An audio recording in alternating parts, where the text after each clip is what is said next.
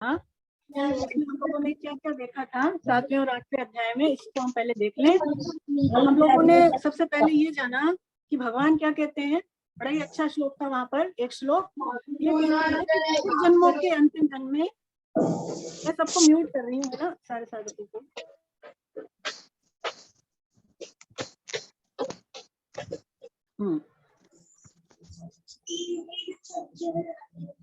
तो म्यूट हो गए आप सब। आप में से जो पढ़ेंगे वो अनम्यूट करेंगे अपने आप को। तो देखिए, हम लोगों ने सबसे पहले ये जाना 7वें अध्याय में कि भगवान कहते हैं कि बहुत जन्मों के अंतिम जन्म में सब कुछ केवल परमात्मा ही है, वो महात्मा अत्यंत दुर्लभ हैं। इसका क्या अर्थ निकला, क्या देखा हमने, इसका क्या मतलब है कि ऐसा मानने वाला कि जो कुछ भी हमें दिख रहा है या जो कुछ भी हो रहा है इस संसार में, वो सब कुछ भगवान ही है ना। वासुदेव सर्वम, ऐसा अनुभव करने वाले जो साधक हैं, जो व्यक्ति हैं, वो बहुत जो है कम है। और ये जो जान जाता है कि केवल परमात्मा ही सब कुछ है, उसको ही भगवान ने महात्मा का नाम दिया। यानी देखिए, केवल जो भक्त है वही भगवान को सर्वज्ञ जान पाता है।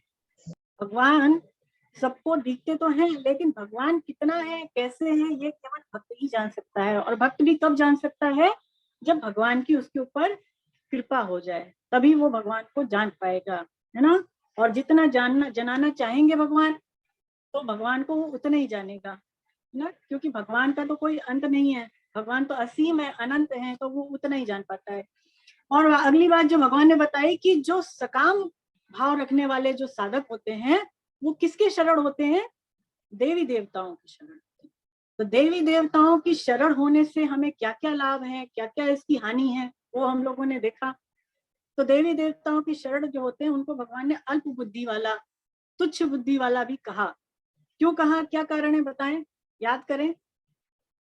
बहुत सारे इसके रीजन है। एक तो ये है कि देवताओं से हम जो है नाशवान चीजों की प्रार्थना करते हैं ना, कि हमें भगवान ऐसी चीज दे दो जिससे बस हमारी तृप्ति हो जाए। तो ऐसी चीजों को जो मांगते हैं जो कि नाशवान है, वो वास्तव में वो अल्प बुद्धि वाले मनुष्य हैं। और देवता स्वयं भी हमें ऐसी चीज दे सकते हैं जो कि नाशवान ही है। क्यों, क्योंकि देवता स्वयं भी नश्वर है ना। तो वो अविनाशी चीज की तो प्राप्ति करा ही कैसे सकते हैं। एक तो ये कारण हो गया। दूसरा कि देवी देवताओं की उपासना में बहुत सारे नियम कानून थे, बहुत सारी विधियों के उसमें जो है मुख्यता है ना। तो रस्म रिवाज की मुख्यता है। और इसके बावजूद जो कठिनाई को पार करके हम जो पूजा करते हैं, जो फल देते हैं, वो नाशवान। और हमने ये जाना जो कृष्ण की उपासना है वो कैसी है, वो तो भाव प्रधान है। उसमें किसकी मुख्यता है, भाव की मुख्यता है, विधियों की मुख्यता उसमें ज्यादा है ही नहीं। और उनकी उपासना से जो हमें फल मिलेगा वो कैसा मिलता है, अविनाशी। वो ऐसा मिलता है जो कि कभी नष्ट ना हो, सदैव रहने वाला, है ना। तो इस कारण से भी देवताओं की शरण होने से कोई लाभ है नहीं। और एक बड़ा अच्छा रीजन था, देवताओं की शरण होने से क्या होता है, ज्यादा से ज्यादा क्या होगा, अगर हम देवी देवताओं की पूजा करेंगे तो वो हमें अपने लोकों में ले जाएंगे। जो देव लोग है, जो भी लोक में वो रहते हैं, वहां से चले भी गए मान लीजिए बहुत अच्छे अच्छे कर्म करके, तो क्या होगा, अंततः लौटकर मृत्यु लोक में आना पड़ेगा। लेकिन भगवान क्या कहते हैं कि मेरा भक्त मेरी उपासना करके मेरे धाम को प्राप्त होता है, और वहां जाकर लौटना हमें नहीं पड़ता। तो ये मुख्य कारण हो गए कि देवी देवताओं की जो उपासना है वो हमें एक तो सकाम भाव से नहीं करनी है, निष्काम भाव से करनी है। और उनसे कुछ भी नहीं, मतलब उनसे कुछ भी नहीं मांगना है। और उनको भगवत स्वरूप मान करके पूजा करनी है। उनको क्या मान के पूजा करनी है कि ये भी कृष्ण का ही स्वरूप है, ये भी भगवान के ही स्वरूप है। ऐसा मान करके उनकी उपासना करें तो होगा क्या कि इससे अविनाशी फल की प्राप्ति हमें हो सकती है ना। तो ये बातें हमें ध्यान रखनी चाहिए। अच्छा, भगवान ये भी कहते हैं कि जो भी मनुष्य जिस भी देवी देवता की श्रद्धा पूर्वक उपासना करता है, मैं उसी में उसकी श्रद्धा दृढ़ कर देता हूँ। बताइए, है ना। तो हमने ये देखा कि भगवान जबरदस्ती अपने में नहीं लगाते, है ना। हम मान लीजिए किसी भी भगवान की, शंकर जी की उपासना कर रहे हैं, तो वो शंकर जी में ही हमारी श्रद्धा दृढ़ कर देंगे, ना कि अपने में। ऐसा क्यों, क्योंकि भगवान स्वार्थी नहीं है। भगवान तो ऐसा मैसेज देना चाहते हैं कि तुम चाहे जिसमें लग जाओ, ये तुम्हारी स्वतंत्रता है। भगवान ने हमें विवेक दे दिया और हमें कर्म करने की स्वतंत्रता दे दी। तो अब हमें जानना है, हमें देखना है कि हमारे लिए क्या उत्तम है, क्या हमारे लिए श्रेष्ठ है, किसकी पूजा करनी चाहिए, किससे कुछ क्या मांगना चाहिए, है ना। तो ये सारी बातें हैं। तो भगवान जो है भक्त को अपने में नहीं लगा करके जिस भी देवी देवता अथवा वो यदि कृष्ण की भी उपासना करना चाहे तो भी वो उसको मना नहीं करते। और फिर भगवान ये बताते हैं कि जो मूढ़ मनुष्य होते हैं, देखिए वो भगवान में नहीं लगते। मूढ़ मनुष्य मतलब ऐसे मनुष्य जो भगवान श्री कृष्ण को नहीं पहचान पाते, जो उनको साधारण मनुष्य की तरह मानते हैं। तो ऐसे लोग जो होते हैं वो भगवान में नहीं लग करके और वो देवी देवताओं में ही लगते हैं। दो मेन कारण थे कि जो मनुष्य होते हैं, जो साधक होते हैं, वो कृष्ण में नहीं लग करके अन्य की तरफ चलते हैं। क्या दो मुख्य कारण थे? एक तो उनकी अपनी अज्ञानता, उनका मोहित हो जाना, और दूसरा भगवान की योग माया का पर्दा। तो ये दो कारण होते हैं कि जो मनुष्य हैं, जो उनको देख करके भी उनके प्रभाव को नहीं जान पाते और वो उनको साधारण मनुष्य ही समझते हैं। तो ऐसे जो मनुष्य होते हैं वो अल्प बुद्धि वाले ही कहलाते हैं, है ना। उसके बाद भगवान ने आगे बताया कि वो काल से अतीत हैं। तीन तरह की जो है स्थिति होती है, कौन कौन सी?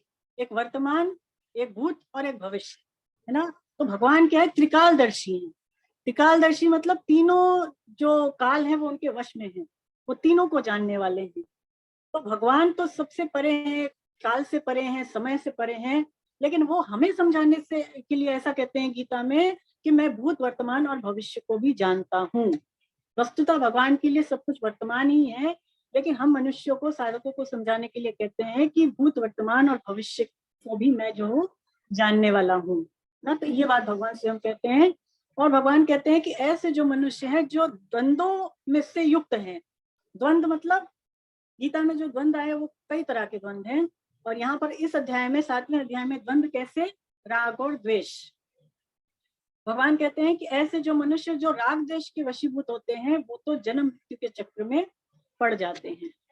यानी कि किसी से राग कर लेना, किसी से द्वेष कर लेना, तो ऐसा जब हमारे अंदर चलता रहता है तो फिर हम जो है बंधन में पड़े रहते हैं।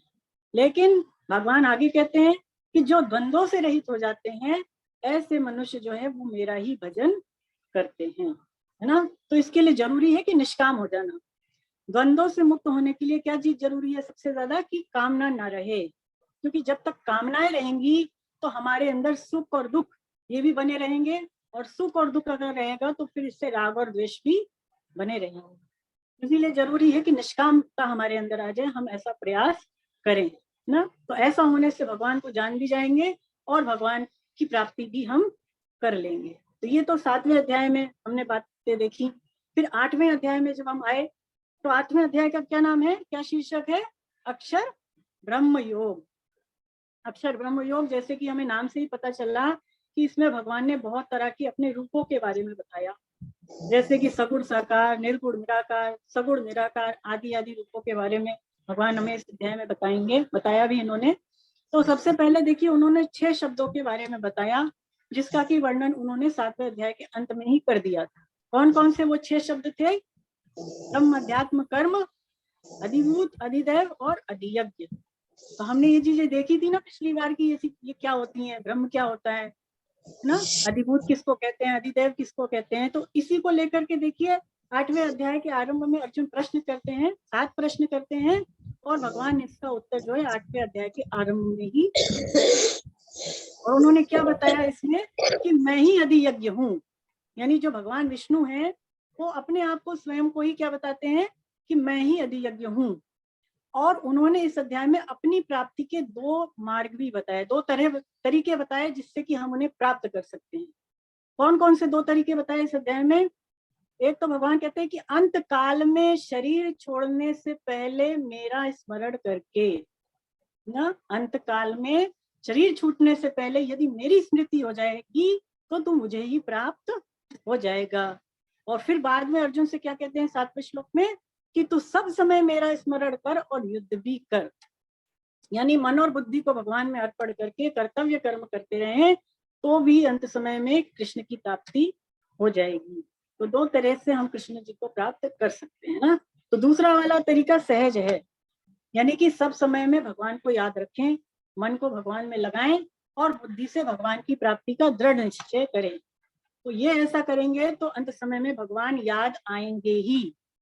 और अगर ऐसा अभ्यास नहीं होगा और हम सोचे कि आज तो हम संसार को देख लें, भोग लें और अंत समय में एकदम से हमें भगवान याद आ जाए, तो ऐसा होने वाला नहीं है।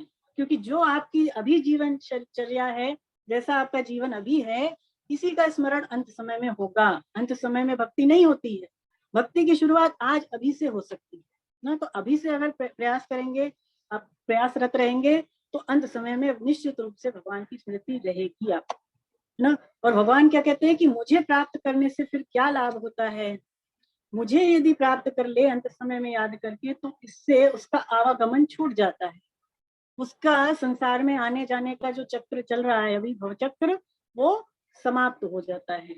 ऐसा जो मनुष्य है वो परम सिद्धि को प्राप्त हो जाता है। परम सिद्धि यानी परम प्रेम को प्राप्त होना, यानी एक बार वो प्रेम की प्राप्ति हो गई तो फिर किसी चीज की हमें चाहना नहीं रह जाएगी। और वो जो भगवत प्रेम है वो कभी खत्म नहीं होता, उसका नाश नहीं होता, वो सदैव बढ़ता जाता है। ऐसे परम प्रेम की, परम सिद्धि की मनुष्य को प्राप्ति फिर हो जाती है। तो हम लोगों ने केवल इतना ही देखा था अभी तक 8वें अध्याय में। अब देखिए हम आगे बढ़ेंगे, आगे देखेंगे कि भगवान आप क्या बताने जा रहे हैं। तो देखिए अब भगवान अपने सगुण साकार रूप के बारे में बताएंगे, है ना। हम लोगों ने पहले निर्गुण निराकार की उपासना देखी। निर्गुण निराकार की उपासना में देखिए प्राणायाम की मुख्यता है, जैसे मैंने पहले बताया। उसमें बहुत सारी ध्यान योग की बातें हैं, ध्यान करने के लिए भी वो सहायक है, जो भगवान ने ये श्लोक बताए ध्यान करने के लिए भी सहायक है। तो 13 श्लोक तक, यानी 8 से लेकर 13 तक जो श्लोक आए, उसमें भगवान ने निर्गुण निराकार की उपासना के बारे में बताया था। अब हम लोग आज जो है 14वें श्लोक से लेंगे, और 14वां जो श्लोक है उसमें भगवान ने अपने सगुण साकार उपासना के बारे में हमें बताया हुआ है ना। तो इस 14वें श्लोक को पढ़ेंगे, जो भी साधक पढ़ना चाहे वो बता दें। मैं सबसे पहले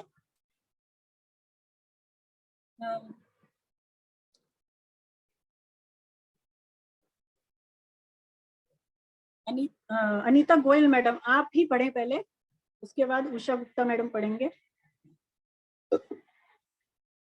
हरे कृष्णा, अपने आप को अनम्यूट करें। कर ली मैम। हरे कृष्णा मैम। हरे कृष्णा। हरे कृष्णा। हे पार्थानंदन, यहीं से शुरू है ना मैम? हाँ यहीं से शुरू है ना जी। हाँ। हे पार्थानंदन, अनन्य चित वाला जो मनुष्य मेरा नित्य निरंतर स्मरण करता है, उस नित्य निरंतर मुझ में लगे हुए योगी के लिए मैं सुलभ हूँ, अर्थात उसको सुलभता से प्राप्त हो जाता हूँ। हरे कृष्णा। हरे कृष्णा। तो अब भगवान यहाँ पर बता रहे हैं कि सगुण उपासना कैसे करनी चाहिए और कैसे वो उनको प्राप्त कर सकता है ना साधक। क्या बता रहे हैं? पहली चीज भगवान अनन्य चित्त वाला, क्या कह रहे हैं? अनन्य चित्त वाला। तो अनन्य शब्द कई जगह गीता में आया। अनन्य चित्त, यहाँ पर भगवान चित्त भी कह रहे हैं। तो अनन्य चित्त कैसे होगा हमारा? स्वामी जी इसके बारे में समझाते हैं कि जब साधक का जो विषय भोग है, जो संसारी भोग है, उसकी तरफ उसका चिंतन नहीं होगा, संसारिक विषयों की तरफ यदि आकर्षण नहीं होगा और उसका चिंतन नहीं होगा, और यदि हमारे अंतःकरण, अंतःकरण का मतलब हमारे मन बुद्धि आदि चीजों में केवल और केवल कृष्ण का ही आश्रय रहेगा, कृष्ण के प्रति ही हमारी यदि महत्व बुद्धि रहेगी, तो फिर स्वामी जी कहते हैं कि ऐसा जो है वो अनन्य चित्त वाला साधक हो जाएगा, जो संसारिक चीजों को महत्व नहीं दे रहा है, केवल भगवान को महत्व दे रहा है, और उसको भरोसा केवल किसका है? कृष्ण का है। केवल उसका जो महत्व बुद्धि है वो किसमें है? कृष्ण में है। ऐसा जो साधक है वही जो है अनन्य चित्त वाला कहलाता है। स्वामी जी उदाहरण देते हैं कि जैसे पतिव्रता स्त्री जो होती है केवल अपने पति के ही परायण होती है, और कोई अगर आदर्श पुत्र हो, सुपुत्र हो, तो वो अपने पिता के ही परायण होता है। ऐसे ही मान लीजिए कोई शिष्य है वो गुरु के ही परायण होता है। तो ऐसे ही जो भक्त होता है वो श्री कृष्ण के परायण हो जाता है। उसी को यहाँ पर भगवान ने अनन्य चित्त वाला कहा है। फिर दूसरी बात भगवान कह रहे हैं कि नित्य निरंतर मेरा स्मरण करना, जिसको कि संस्कृत में सततम कहा है। सततम मतलब नित्य निरंतर। तो सततम कब होगा? तो स्वामी जी कहते हैं इसके लिए ये जरूरी है कि साधक ऐसा करे कि वो सुबह उठने से लेकर के रात को गाढ़ी नींद आने तक, सुबह उठने से लेकर रात को गाढ़ी नींद आने तक जो भगवान का स्मरण करे, बताएं, है ना, एक क्षण के लिए भी जो भगवान को ना भूले, तो जो निरंतर भगवान का स्मरण कर रहा है। और स्वामी जी कहते हैं कि जिस दिन से इस बात को पकड़ा, जिस दिन से कृष्ण में लगे, उस दिन से लेकर के मृत्यु पर्यंत जो भगवान का स्मरण करता है उसी को सत्तम कहा है। दो चीजें हैं, हम जब से उठे तब से लेकर के सोने तक, और जब से ये बात पकड़े कि कृष्ण में लगना है तब से लेकर के मृत्यु पर्यंत हम कृष्ण को यदि स्मरण करें, कृष्ण का ध्यान करें, तो इसी को नित्य निरंतर लगना कहा है। स्वामी जी कहते हैं कि जैसे ब्राह्मण है, तो ब्राह्मण अपने ब्राह्मण पने को याद भी नहीं रखे तो भी वो रहेगा ब्राह्मण ही, उससे उसके ब्राह्मण पने में क्या कोई फर्क पड़ना है, बताएं, कोई फर्क नहीं पड़ना है। ऐसे ही स्वामी जी कहते हैं कि जब साधक इस बात को जान जाता है कि मैं केवल कृष्ण का हूँ और कृष्ण ही मेरे अपने हैं, तो इसको मान लेने वाला जो भक्त है, जो साधक है, इस नित्य संबंध को जो मानता है, वही वास्तव में नित्य युक्ता कहलाता है। वो क्या कहलाता है? नित्य युक्ता, है ना। फिर देखिए अगली चीज भगवान कह रहे हैं कि नित्य निरंतर लगे हुए योगी के लिए मैं सुलभ हो जाता हूँ, है ना। तो ये भगवान सुलभ कब होते हैं? तो स्वामी जी बताते हैं कि साधक देखिए गलती ये करता है, कभी कभी ऐसा होता है कि वो अपने को तो भगवान से अलग मान लेता है ना, और कृष्ण को अपने से अलग और अपने को कृष्ण से अलग। और दूसरी बात क्या है कि संसार को अपना और अपने को संसार का मान लेता है, या फिर कह ले कि अपने को शरीर या शरीर को फिर वो अपना मान लेता है। तो यही उससे सबसे बड़ी गलती हो जाती है। स्वामी जी कहते हैं कि यदि ये विपरीत धारणा मिट जाए जो अभी हमने मान रखी है, तो साधक का जो भगवान के साथ नित्य संबंध है उसका उसको बोध हो जाएगा, और फिर भगवान उसको सुलभ भी हो जाएंगे, है ना। तो इसका मतलब यह है कि भगवान के साथ जो हमारा संबंध वो तो है ही, चाहे हम माने चाहे नहीं माने। क्योंकि देखिए 15वें अध्याय में भगवान स्वयं कहेंगे कि ममे वांशो जीव लोके जीव भूत सनातना। तो हम भगवान के हैं, चाहे हम इस बात को माने और चाहे हम इस बात को नहीं भी माने। लेकिन अगर मान लेते हैं तो स्वामी जी कहते हैं कि भगवान फिर जो है उसके लिए सुलभ हो जाते हैं। जब विपरीत धारणा मिट गई कि मैं संसारी नहीं रहा, मैं किसका हूँ? मैं केवल कृष्ण का हूँ। चलिए पुकार लगाते हैं, नाथ, हे नाथ, हे मेरे नाथ, हे मेरे नाथ, मैं केवल आपका हूँ, मैं केवल आपका हूँ, केवल आप ही मेरे हैं, केवल आप ही मेरे हैं, मैं आपको भूलूं नहीं, मैं आपको भूलूं नहीं। नारायण नारायण। नारायण। स्वामी जी कहते हैं कि जब ये धारणा मिट जाती है और अपना संबंध भगवान के साथ दृढ़ता पूर्वक मान लेते हैं, तो फिर भगवान उस भक्त के लिए, उस साधक के लिए सुलभ हो जाते हैं। देखिए स्वामी जी कहते हैं कि ये जो श्लोक, पिछले जो श्लोक आए 8 से लेकर 13 तक, इसमें तो भगवान ने निराकार की उपासना के बारे में बताया है ना, जिसमें कि प्राणायाम की मुख्यता है, जैसे पहले बताया। और देखिए इसको सिद्ध करना भी बड़ा ही कठिन है, लेकिन भगवान को याद करने में क्या कोई कठिनाई है? भगवान को याद करने में क्या कोई मुश्किल है? तो ये तो बिल्कुल भी मुश्किल बात नहीं है, क्योंकि हम भगवान के ही हैं, है ना। तो इसमें कोई कठिनाई नहीं है। तो स्वामी जी कहते हैं कि जब इस बात को मान लिया, तो फिर भगवान ऐसे भक्त के लिए जो है सुलभ हो जाते हैं, और उस भक्त को अपने अंत समय में गति के बारे में भी चिंता करने की जरा भी आवश्यकता है नहीं है बिल्कुल। देखिए हम साधक हैं, तो स्वामी जी कहते हैं कि हमारा ये जो भगवान को याद रखने वाली जो बात है, ये जो भगवान की स्मृति वाली बात है, ये अभ्यास जन्य नहीं है, ये क्रिया जन्य नहीं है। ये जो साधन है ये तो स्वाभाविक संबंध की जागृति, क्या है? स्वाभाविक संबंध की जागृति। भगवान को याद रखना कोई साधन नहीं है कि इसको करना पड़ेगा या फिर इसके लिए अभ्यास चाहिए। ये तो संबंध की जागृति है। इसको केवल जो है एक बार, जैसे आपने देखा होगा पिक्चरों में कि कई लोग की याददाश्त चली जाती है और एकदम से उनकी याददाश्त वापस आ जाती है। तो यही बात यहाँ पर भी है कि स्वाभाविक संबंध की जागृति की हम भगवान के ही हैं, ऐसा हमें जागृत हो गए एकदम से, है ना। तो ये जब हो गया तो फिर भगवान उसके लिए सुलभ। देखिए वास्तव में तो भगवान नित्य प्राप्त ही है। स्वामी जी क्या कहते हैं? भगवान मिले हुए हैं, केवल हमें उनका अनुभव नहीं हो रहा है। तो जो वास्तव में मिले हुए हैं उसके लिए सुलभ या दुर्लभ कहना बनता ही नहीं। लेकिन हमने क्या मान लिया? भगवान को अपने लिए दुर्लभ मान लिया ना, इसलिए भगवान कह रहे हैं कि मैं तेरे लिए सुलभ हूँ। वस्तुतः तो वो सुलभ ही है, लेकिन हमने दुर्लभ मान रखा है, इसलिए भगवान कह रहे हैं कि मैं तेरे लिए सुलभ हूँ। ये बात, एक चीज होती है करना और एक होती है होना। अब करने के लिए मान लीजिए हम कोई क्रिया करें तब वो होगी, और होना जैसे स्मृति, जैसे याद करना, स्मरण करना, तो वो स्वतः ही होता है।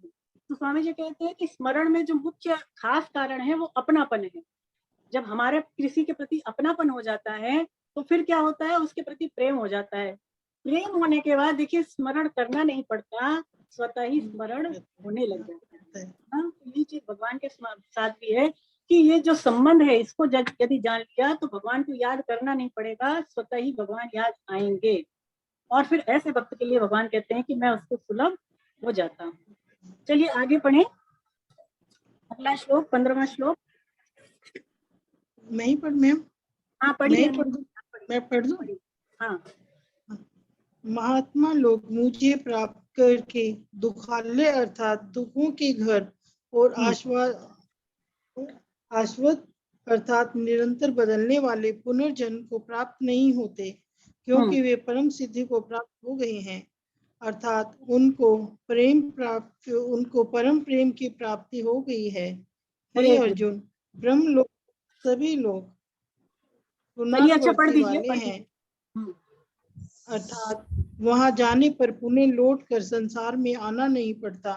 परंतु हे कौन्तेय, मुझे प्राप्त होने पर पुनर्जन्म भी नहीं होता। राधे कृष्ण मैम। हरे कृष्ण, राधे कृष्ण, राधे कृष्ण। हरे बहुत अच्छा श्लोक है, बहुत ही महत्वपूर्ण श्लोक है। तो भगवान यह कह रहे हैं कि दुखालयम अशाश्वतम। क्या अर्थ है इसका? भगवान कह रहे हैं कि ये जो संसार है वो दुखालय है ना, और अशाश्वत है। अशाश्वत मतलब सदैव नहीं रहने वाला, है ना। तो यहाँ पर भगवान कह रहे हैं ये संसार दो है, एक तो अशाश्वत है और दूसरा दुखों का घर है। तो ऐसा क्यों है, भगवान ऐसा क्यों कह रहे हैं? देखिए भगवान इसलिए ऐसा कह रहे हैं क्योंकि देखिए हमारे साथ ऐसी चीजें होती हैं तब हमें पता चलता है। शास्त्रों में ऐसा आता है कि यदि कोई मनुष्य भगवान के दर्शन कर ले या फिर वो भगवान की कथा को सुन ले अथवा भगवान में लग जाए तो फिर उसका पुनर्जन्म नहीं होता, उसका पुनर्जन्म नहीं होता। क्योंकि देखिए स्वामी जी कहते हैं कि हर प्रकार के शरीर को धारण करने में दुख ही है, दुख ही है। ऐसा नहीं है कि केवल मनुष्य शरीर को धारण कर लिया तो दुख है, किसी भी योनि में चले जाए हम तो उसमें दुख ही है ना। इसको हम ये एक तो ये जाने, चार मुख्य दुख बताए गए हैं शास्त्रों में। कौन सा? जन्म, मृत्यु, जरा और व्याधि। तो चार मुख्य दुख हैं जिसको हम नहीं टाल सकते ना, जिसको यदि होते हैं तो हमको ही इसको झेलने पड़ते हैं, कोई दूसरा व्यक्ति इसको नहीं झेलता। स्वामी जी कहते हैं कि जब शिशु देखिए माँ के गर्भ में आता है तो तभी से ही उसका जो है मरने का कार्यक्रम शुरू हो जाता है। और देखिए जब शिशु वो गर्भ से बाहर निकलता है तो उसको उस समय बड़ा कष्ट होता है। एक छोटा सा शिशु माँ के गर्भ से आता है तो बड़ा उसको जो है पीड़ा होती है, और इसीलिए हम देखते हैं कि वो बहुत तेज तेज जो है बाहर आकर के रोता है ना, रोता है ना हर एक बच्चा। तो इस कारण से कि उसको दुख होता है। बाहर निकलते समय देखिए ऐसा आता है शास्त्रों में कि उस बच्चे को, शिशु को इतना कष्ट होता है कि मानिए कोई जीवित व्यक्ति के शरीर में से उसकी चमड़ी को उतारे, इतना कष्ट होता है उस बच्चे को।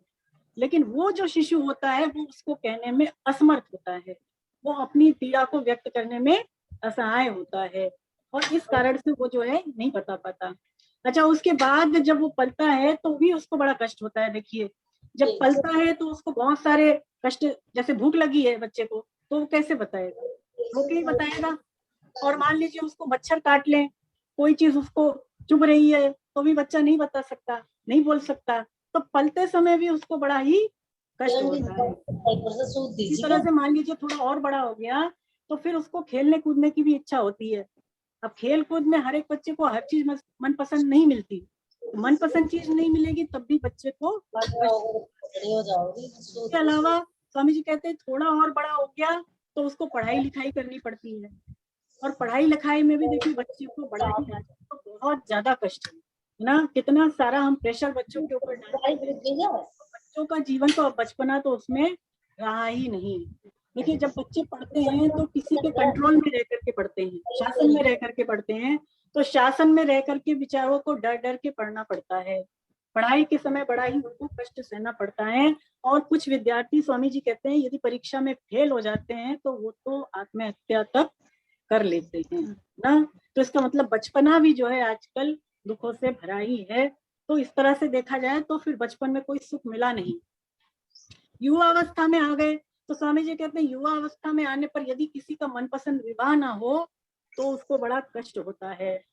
शादी के बाद, विवाह के बाद यदि आपकी पत्नी या आपका पति आपके अनुकूल ना चले तो क्या होगा?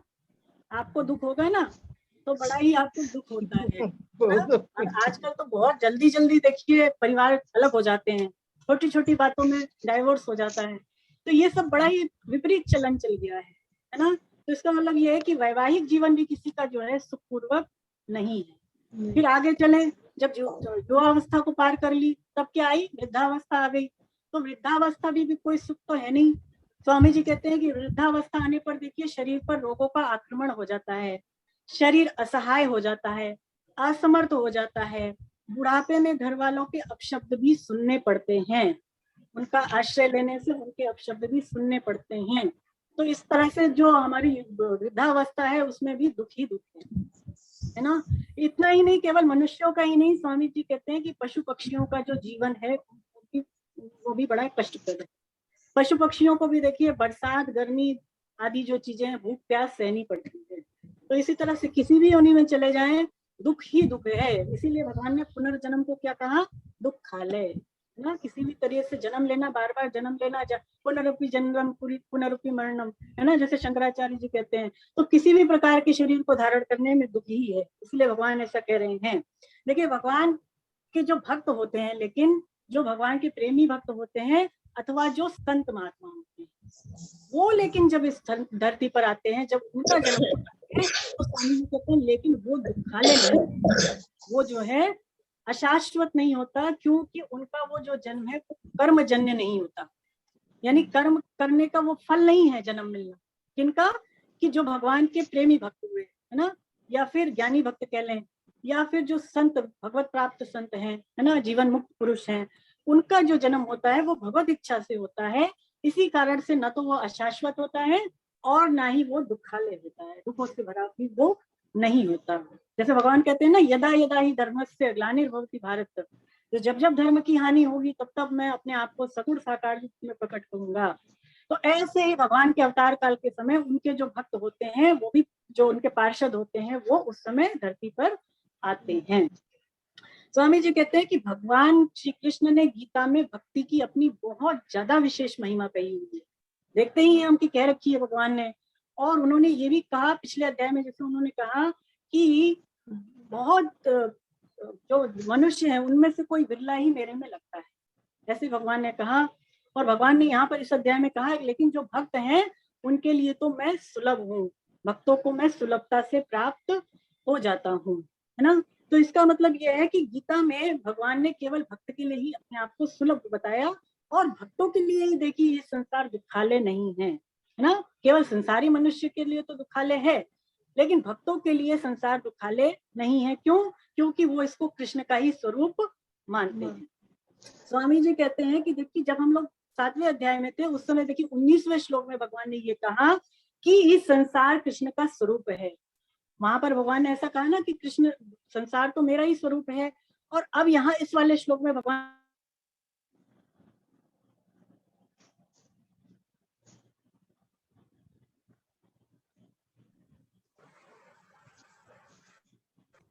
आवाज आ रही है आप सबको? हाँ जी मैम। हाँ, तो दोनों विपरीत बातें हो गई। देखिए पिछले अध्याय में 19वें श्लोक में भगवान ने ये कहा कि संसार मेरा ही स्वरूप है, और अब यहाँ इस श्लोक में भगवान कह रहे हैं कि ये संसार दुखालय है। तो ये दोनों विपरीत बातें हो गई। ऐसा कैसे? स्वामी जी समझाते हैं कि ये संसार केवल उनके लिए ही दुखालय है, दुखों का घर है, कि जो संसार से केवल अपनी कामनाओं की पूर्ति चाहते हैं, यानी कि अपने ही में लगे हुए हैं, अपने स्वार्थ की पूर्ति करने में, उनके लिए तो ये दुखों का घर है। लेकिन जो संसार को भगवान का स्वरूप मान करके और संसारिक चीजों से, संसारिक क्रियाओं से दूसरों की सेवा करते हैं, फिर वो, ये संसार उनके लिए दुखों का घर नहीं है ना। फिर तो वो संसार उनके लिए आनंद घन है, एक प्रकार से भगवान का ही वो रूप है, भगवान का ही वो घर है ना। इसीलिए भगवान यहाँ पर कह रहे हैं कि जो ऐसे मनुष्य हैं जो संसार में लगे हैं उनके लिए तो दुखालय है, परंतु जो मेरे भक्त हैं उनके लिए तो संसार मेरा ही स्वरूप है। तो इस तरह से यदि माने तो फिर स्वामी जी कहते हैं कि चाहे जन्म हो, चाहे मृत्यु हो, चाहे जरा हो, चाहे व्याधि हो, मनुष्य जो है उनको आसानी से पार कर ले जाएगा। जैसे एक बिल्ली होती है, तो आप बिल्ली को देखिए कि जब वो चूहा पकड़ती है तो वो कैसे पकड़ती है, लेकिन वही बिल्ली जब अपने बच्चे को पकड़ती है तो बड़े प्रेम से पकड़ती है। तो ऐसे ही जो भक्त होता है, तो वो यदि कृष्ण के आश्रित है, कृष्ण का प्रेमी है, तो फिर वो संसार से आसानी से छूट जाता है। स्वामी जी कहते हैं कि दुख सुख की इच्छा, भोग और आशा ही महान दुख के कारण है। सुख की आशा, कामना और भोग ही महान दुख के कारण है। जिस क्षण सुख बुद्धि का त्याग हो जाता है, उस क्षण कृष्ण की प्राप्ति हमें हो जाती है। यहाँ पर भगवान एक बात कह रहे हैं कि जो महात्मा लोग हैं वो परम सिद्धि को प्राप्त हो गए। परम सिद्धि को प्राप्त हो गए मतलब कि परम प्रेम की प्राप्ति हो गई है ना। वो प्रेम जो कि कभी खत्म नहीं होता, सदैव बढ़ता जाता है। जैसे स्वामी जी कहते हैं कि जो लोभी व्यक्ति होता है, तो उसको यदि धन मिल जाए तो क्या उसकी तृप्ति हो जाएगी? नहीं होगी ना, वो चाहेगा और मिले और मिले और मिल जाए। तो ऐसे ही जो भगवान का प्रेमी भक्त होता है, उसकी जो प्रेम की पिपासा है वो सदैव बढ़ती जाती है। वो जो है प्रेम उनका भगवान के प्रति कभी भी खत्म नहीं होता। इसका ये अर्थ है। चलिए आगे बढ़ते हैं। अब 16वां श्लोक पढ़े आप अनीता जी। हाँ जी मैम जी। एक मिनट में। जो मनुष्य हम 15-16 पढ़ लिया था। नहीं ये पढ़ रही मैं 15-16 17 वाला मैम 17 वाला पढ़े ना आप?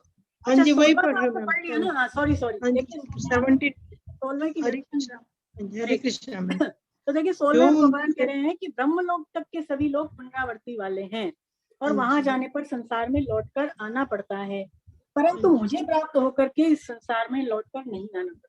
तो इसकी चर्चा पहले भी हुई, तो भगवान स्पष्ट रूप से यहाँ इस श्लोक में कह रहे हैं। तो देखिए स्वामी जी कहते हैं कि ब्रह्मलोक तक, भगवान क्या कह रहे हैं? ब्रह्मलोक तक। ब्रह्मलोक तक मतलब ब्रह्मलोक और उससे जो नीचे के लोग, ब्रह्मलोक तो सबसे ऊंचा है, ब्रह्मलोक से नीचे तक के जितने भी लोग हैं सब पुनरावर्ती वाले। पुनरावर्ती वाले मतलब कि वहां से जाकर के वापस इस संसार में आना पड़ता है। हम वहां पर तब तक ही रह सकते हैं जब तक कि हमारे पुण्य हैं। हमने जितने पुण्य किए हैं उस हिसाब से हमें अलग अलग लोकों की प्राप्ति होती है। और जो सबसे श्रेष्ठ भूमि है, जो सबसे श्रेष्ठ लोक माना गया है भोग लोकों में, भोग भूमियों में, वो ब्रह्मलोक है। लेकिन वो भी कैसा है? वो पुनरावर्ती वाला। अगर हम वहां भी चले गए वहां तक भी, तो भी वापस मृत्यु लोक में हमें आना पड़ेगा। कब? जब हमारे पुण्य क्षीण हो जाएंगे, पुण्य की समाप्ति हो जाने पर। स्वामी जी कहते हैं ये जो संसार है जिसको मृत्यु लोक भी कहते हैं, मनुष्य लोक भी कहते हैं, तो मनुष्य लोक के सुख से 100 गुना अधिक जो सुख होता है वो देवलोक का होता है। वो कहाँ का? देवलोक का, जहाँ पर देवता लोग रहते हैं। और देवताओं के सुख से 100 गुना अधिक सुख किसका होता है? अजान देवताओं का। इसका अजान देवताओं का। अब आप कहेंगे अजान देवता कौन होते हैं? अजान देवता वो होते हैं जो कि कल्प है ना, कल्प के आरंभ में देवता बने थे और कल्प के अंत तक जो देवता ही रहते हैं उनको अजान देवता बोलते हैं। तो उन देवलोक के 100 गुना सुख से भी 100 गुना अधिक सुख अजान देवताओं का। और देखिए अजान देवताओं के सुख से भी 100 गुना अधिक सुख जो है इंद्र का माना गया है। किसका? इंद्र का, इंद्रलोक का। और उस इंद्र के सुख से भी 100 गुना अधिक सुख जो है ब्रह्मलोक का है। और ब्रह्मलोक के सुख से भी देखिए अनंत गुना अधिक सुख जो है वो भगवान के धाम का है, भगवान के शुद्ध प्रेमी भक्त का है। और वो कभी खत्म नहीं होता, वो सदैव बना रहता है। वो सुख कैसा है कि सदैव वो बना रहता है ना। देखिए हम लोग जब 15वें अध्याय में जाएंगे तो वहां पर भगवान एक बात कहेंगे 7वें श्लोक में कि जीव मेरा ही अंश है। क्या कहेंगे भगवान? कि जीव मेरा ही अंश है। जहां से वो लौट कर नहीं आता वो उस भगवान का परम धाम है, वो भगवान का परम धाम है। तो यहाँ पर एक शंका उत्पन्न होती है कि जब हम भगवान के ही अंश हैं, जैसे भगवान स्वयं कहते हैं, तो क्यों नहीं हम भगवान के धाम में ही परमानेंट रह लेते? भगवान क्यों हमें फिर यहाँ दुखालय संसार में भेज देते हैं ना? वहीं रख लें अपने पास, क्योंकि हम तो उनके बच्चे ही हैं। तो भगवान क्यों यहाँ पे वापस भेज देते हैं हमें? देखिए ऐसा इसलिए होता है, स्वामी जी कहते हैं कि जैसे मान लीजिए हम सत्संग में जाएं और सत्संग में जाकर के यदि अपनी कोई चीज भूल जाएं तो क्या होगा, हम लेने के लिए सत्संग में वापस जाएंगे ना। आप सत्संग में जाएं, मान लीजिए अपना वहां मोबाइल छोड़ दें आप, तो क्या आप दोबारा सत्संग में नहीं जाएंगे मोबाइल लेने कि भाई मेरा मोबाइल छूट गया मैं जाके ले आऊं, है ना। तो ऐसे ही हम हैं। स्वामी जी कहते हैं कि मनुष्य ने यानी जीव कह लें ना, जीवात्मा, तो जीव ने क्या किया कि इस संसार में उसे जो भी चीजें मिली, जमीन, पैसा, कुटुंब आदि जो भी चीजें उसे मिली, उसने उसमें ममता आसक्ति पैदा कर ली।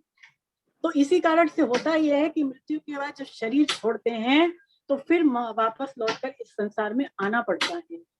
ममता आसक्ति हो गई तो अब शरीर छोड़ेंगे तो वापस आना पड़ेगा। स्वामी जी कहते हैं कि चाहे किसी भी रूप में आए, चाहे पशु पक्षी बन के आए, वृक्ष बन, कैसे भी आए, परंतु आना तो पड़ेगा, आना तो पड़ेगा। देखिए देवलोक में जाना जो है वो एक तरह से रेलगाड़ी में बैठने के जैसा है। ऐसा मान लिया कि अगर हम रेल में बैठ गए तो क्या सदैव रेलगाड़ी में बैठे रह सकते हैं, बताएं। एक ना एक दिन तो स्टॉपेज आएगा, उतरना ही पड़ेगा। कि सोचे नहीं हम तो जीवन भर ट्रेन में ही सफर करते रहेंगे, तो क्या संभव है, नहीं होगा ना। एक ना एक दिन तो आपको नीचे उतरना पड़ेगा। लेकिन भगवान का धाम, भगवान धाम वो अपना घर, तो अपने घर में तो आप चाहे जब तक रह लें, कोई पाबंदी नहीं है, कोई सीमा की वो नहीं है। तो इसी तरह से ना, तो भगवान का धाम यानी अपना घर, जहां से लौट करके हमें वापस नहीं आना पड़ता। स्वामी जी समझाते हैं कि ब्रह्म लोक में जाने वाले मनुष्य देखिए दो तरह के होते हैं, दो तरह के होते हैं। एक तो जो बहुत अच्छे अच्छे पुण्य कर्म करते हैं, है ना, शुभ काम करते हैं, शास्त्र विहित कर्म करते हैं, और वो करते इसलिए है कि वो जा जाकर के ऊंचे ऊंचे लोकों में उन सुखों को भोगे। पुण्य कमाते इसलिए हैं कि जा जाके अलग अलग लोकों में वो सुख भोगे, और वो जाते भी हैं, ब्रह्मलोक तक जाते हैं और वहां के असीम सुख भोग करके वो वापस आ जाते हैं। दूसरे वो होते हैं जो भगवान की प्राप्ति के लिए ही साधन में लगे हुए हैं, केवल कृष्ण प्राप्ति के लिए साधन में लगे हुए हैं। लेकिन यदि किसी कारण से अंत समय में वो विचलित हो गए, अगर अंत समय में वो भगवान की स्मृति उनको नहीं रही, तो फिर वो ब्रह्मलोक में चले जाते हैं ना। ऐसे भी लोग ब्रह्मलोक में जाते हैं, लेकिन ब्रह्मलोक में जाकर के वो असीम वर्षों तक रहते हैं। ब्रह्मा जी की आयु जितनी है तब तक वो वहां पर रहते हैं, और जब ब्रह्मा जी की मुक्ति होती है तो वहां पर फिर वो ब्रह्मा जी के साथ मुक्त हो जाते हैं, जिसको कि क्रम मुक्ति कहते हैं, जिसको क्रम मुक्ति कहते हैं, है ना। तो इसका मतलब ये है कि ब्रह्मलोक में जो साधक जाते हैं वो दो तरह के जाते हैं, एक तो कामना वाले और एक निष्काम, दोनों जाते हैं। लेकिन वो तो जाता है भोग भोगने के उद्देश्य से, और वो जाता है किसी सूक्ष्म वासना की वजह से, अथवा वो विचलन की वजह से अंत समय में वहां पहुंच जाता है ना। तो पुनर्जन्म जो स्वामी जी कहते हैं वो होता है, वो सुख की इच्छा से ही होता है। पुनर्जन्म होने का जो कारण है वो सुखासक्ति है, और सुख की जो आखिरी हद है, सुख का जो अंतिम पड़ाव है वो ब्रह्मलोक है। लेकिन स्वामी जी कहते हैं वो जीव को सुखी कर नहीं सकते, जीव धोखे में ही रहता है। हम सोच लें कि हम ब्रह्मलोक में चले जाएं, वहां तक भी भोग भोग कर हम सुखी नहीं होंगे, संतुष्ट नहीं होंगे, जब तक कि हम जिसके अंश हैं, हमारा जो अंशी है, हम उसको प्राप्त ना कर लें ना, ये बात। चलिए अब अगला श्लोक उषा गुप्ता मैडम आप पढ़ें। हाँ जी, हाँ जी मैम। अनीता जी अपने आप को म्यूट कर लें। Okay ma'am.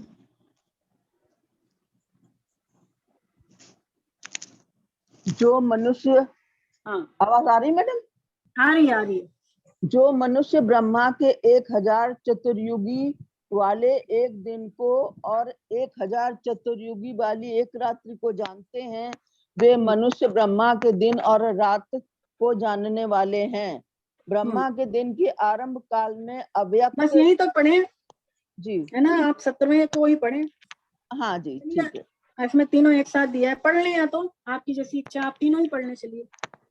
ब्रह्मा के दिन के आरंभ काल में अव्यक्त ब्रह्मा के सूक्ष्म शरीर से संपूर्ण शरीर पैदा होते हैं, और ब्रह्मा की रात के आरंभ काल में उस अव्यक्त नाम वाले ब्रह्मा के सूक्ष्म शरीर में ही संपूर्ण शरीर लीन हो जाते हैं। हे पार्थ, ये प्राणी समुदाय उत्पन्न होकर प्रकृति के परवश हुआ ब्रह्मा के दिन के समय उत्पन्न होता है और ब्रह्मा की रात्रि के समय लीन होता है। हरे कृष्णा। हरे हरे कृष्ण। कृष्णा। हरे कृष्णा। बहुत बढ़िया। तो अब ये श्लोक भी समझें, बहुत अच्छे श्लोक हैं। भगवान यहाँ पर क्या कह रहे हैं 17वें श्लोक में पहली बार, कि जो मनुष्य ब्रह्मा के 1000 चतुर्युगी वाले दिन और 1000 वाले चतुर्युगी रात को जानता है, वो ब्रह्मा जी के दिन और रात को जानने वाले हैं। तो सबसे पहले समझे कि चतुर्युगी क्या होता है ना। देखिए 4 युग माने गए। 4 युग कौन कौन से? सतयुग, द्वापर, त्रेता और कलयुग। त्रेता, द्वापर और कलयुग, है ना। ये 4 युग हैं, हम सभी जानते हैं। तो ये 4 युगों को मिलाकर के एक चतुर्युगी बनता है। ये 4 युग जब मिल जाएं चारों के चारों, तो क्या बन जाएगा? एक चतुर्युगी बन जाएगा। और देखिए एक चतुर्युगी में 43,20,000 वर्ष होते हैं। कितने? 43,20,000 वर्ष एक चतुर्युगी में माने गए हैं। ऐसे 1000 चतुर्युगी जब बीत जाएं, जो अभी मैंने आपको संख्या बताई, ऐसे 1000 चतुर्युगी वाले चतुर्युगी जब बीत जाते हैं तो ब्रह्मा जी का एक दिन पूरा होता है ना। और ऐसे ही 1000 चतुर्युगी बीतने पर ब्रह्मा जी की एक रात पूरी होती है। और दिन और रात की इस गणना के हिसाब से ब्रह्मा जी की जो आयु है वो 100 वर्ष की मानी गई है। कितनी? 100 वर्ष, है ना। ब्रह्मा जी की आयु देखिए 100 वर्ष की है, लेकिन वो 100 वर्ष बहुत बड़ा है, हम अंदाजा नहीं लगा सकते। जैसे मान लीजिए हमारी आयु कितनी है? मैक्सिमम 100 साल की है ना, 100 साल की है। और एक चींटी की आयु कितनी होती होगी बताएं? कितना जीती होगी एक चींटी? कोई जानते हैं? चींटी की तो होगी, 2 दिन मान लें। तो वो चींटी ये सोचती होगी यदि वो हमारी आयु को देखे कि भाई ये मनुष्य तो कितना जीते हैं, अरे 100 साल, 100 साल तो बहुत होते हैं, उतनी देर में तो हम पैदा भी हो गए, और उसमें जो है हमारा कई जन्म भी हो गया, हमारा विवाह भी हो गया, हम बूढ़े भी हो गए, हम उतनी देर में मर भी गए। ऐसे हम कई जन्म ले लें तब जाकर के हमारे 100 साल होंगे। वो चींटी ये सोचती है ना। एक जो कीड़ा होता है जो इधर उधर कहीं रेंगता है, वो करीब करीब कोई कीड़े होते हैं जो 4-5 घंटे ही रहते हैं, इतनी उनकी आयु होती है। तो वो कीड़े के लिए हमारी आयु कितनी है? सोचें आप, बहुत ज्यादा हो गई ना। बस हमारा भी हिसाब किताब कि ब्रह्मा जी के जो दिन और रात हैं उसके सामने हमारी जो आयु है वो कुछ भी नहीं है। हमें तो दिख रहा है कि 100 साल तो बहुत ज्यादा है ना, लेकिन वो जो ब्रह्मा जी की आयु है उसके सामने ये 100 साल कुछ भी नहीं है। देखिए ऐसा माने कि मनुष्य का जो 1 साल होता है वो देवी देवताओं के 1 दिन रात के बराबर होता है। मनुष्य का जो 1 साल, 1 वर्ष देवी देवताओं के 1 दिन के बराबर। उसमें से जो 6 महीने होते हैं शुरू के, वो तो मान लीजिए हमारे जो है वो देवी देवताओं के दिन हो गए, और आगे के जो 6 महीने हो गए वो देवी देवताओं की रात हो गई, है ना। 6 महीनों का ही तो होता है 1 साल। तो 6 महीने का जो 6 महीने शुरू के हैं वो तो देवी देवताओं के दिन है, और जो 6 महीने हैं अलग से वो देवी देवताओं की रात है। तो देवी देवताओं के जो दिन है उसको तो उत्तरायण बोलते हैं, है ना। और जो देवी देवताओं की रात हो गई उसी को हम लोग दक्षिणायन बोलते हैं, दक्षिणायन। तो एक जो मनुष्य है जब उसका 30 साल बीत जाता है, हमारी आयु के जब 30 वर्ष बीत जाते हैं, तो देवी देवताओं का 1 महीना पूरा होता है ना। और जब स्वामी जी कहते हैं कि हमारे 360 वर्ष बीत जाते हैं, तब देवी देवताओं का 1 दिव्य वर्ष पूरा होता है। देवी देवताओं का 1 साल कब होता है? जब हमारे 360 वर्ष हो जाते हैं। तो ये गणना कुछ इस तरह की है ना। तो ब्रह्मा जी की आयु देखिए जब 100 वर्ष की पूरी हो जाती है तो ब्रह्मा जी जो है वो भगवान श्री कृष्ण में लीन हो जाते हैं, और उनका वो जो ब्रह्म लोक होता है वो किसमें लीन होता है? वो प्रकृति में लीन हो जाता है। और प्रकृति किसमें लीन हो जाती है? प्रकृति श्री कृष्ण में लीन हो जाती है। तो इस प्रकार से जो मनुष्य ये जान जाता है कि ब्रह्मा जी की आयु क्या है, जो इस प्रकार से सब चीजों को जान जाता है, तो स्वामी जी कहते हैं कि फिर उसको ब्रह्म लोक तक के लोकों में उसकी अरुचि हो जाती है। जो काल के तत्व को जान गया, ऐसे मनुष्य की फिर ब्रह्म लोक तक के लोकों में भोगों में रुचि नहीं रह जाती, और वो भगवान के धाम का ही फिर वो उसको उसकी प्राप्ति में ही फिर वो लग जाता है। देखिए 4 युग माने गए हैं, कौन कौन से? सतयुग, त्रेता, द्वापर और कलयुग। तो कलयुग की आयु जो है वो कितनी है? कलयुग की आयु 4,32,000 वर्ष है ना। ये भागवतम में भी है। तो कलयुग की आयु इतनी है, और अभी कितना हुआ है कलयुग का समय? करीब करीब 5000 वर्ष ही कलयुग के हुए हैं। तो कलयुग की आयु का दुगना आप समझ लीजिए कि द्वापर। कलयुग की जो आयु है इसको डबल कर दें, 4,32,000 को आप करेंगे तो 8,64,000 जो है वो द्वापर की आयु हुई है ना। और कलयुग की आयु का ही तिगुना कर दें आप, इसको 3 गुना कर दें तो कितना हो जाएगा? 12,96,000। बस 12,96,000 कितनी जो है वो त्रेता युग की आयु है ना। और ये कलयुग का ही चौगुना क्या है? सतयुग, जिसकी की आयु 17,28,000 वर्ष है ना। ऐसे ये गणना चलती है।